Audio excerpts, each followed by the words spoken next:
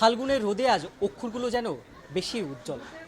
ছোট্ট শিশুদের হাতেই ধরা পড়েছে ভবিষ্যতের আলো।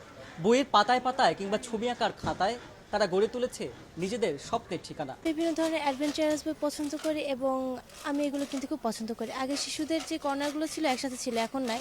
এবং এবারে বইমেলাতে একটু প্রাণ কম আছে আগের থেকে এবং হয়তোবা সময়টা একটু কম। বইমেলা বেশ ভালোই, কিন্তু আগের বার থেকে একটু প্রাণ কম। কি বই নিতে চাও? ভূতের বই আর কমিক্স ওরকম টাইপের বই বেশি পছন্দ? হ্যাঁ, ভূতের গল্প কেন পছন্দ, কমিক কেন পছন্দ? এগুলা পড়লে ভালো লাগে আর কি।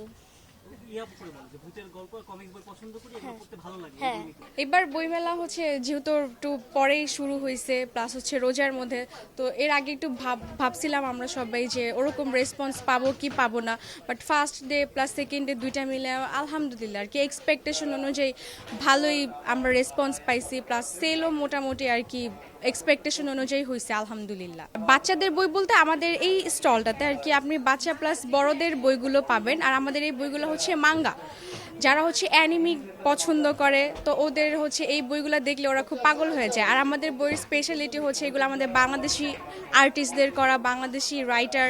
ইভেন একটা মানুষ যখন এই বইটা পড়বে, হ্যাঁ, এই বইয়ের মধ্যে যে আর্টগুলো আছে এই আর্টগুলোর মাধ্যমে ওরা ভিশন করবে যে বইয়ের মধ্যে কি স্টোরিটা হইতেছে, কি ক্যারেক্টারটা কি করতেছে আর কি, সব ওরা স্টোরিটার ক্যারেক্টারগুলো সব বুঝতে পারবে আর্টের মাধ্যমে। আমি একদম ছোটবেলা থেকে বইমেলাতে আসছি এবং এবারেরটার থেকে এবারে বইমেলা আগেরগুলোর থেকে একটু ড্রাই এত উত্তেজনা নাই, এত একটু ব্ল্যান্ড লাগতেছে। আগের বইমেলাগুলোতে অনেক ক্রাউড হতো, অনেক বাচ্চারা এসে বই দেখতো, অনেক ইন্টারেস্টেড থাকতো, কিন্তু এখন জাস্ট অল্প কয়েকজন আসছে।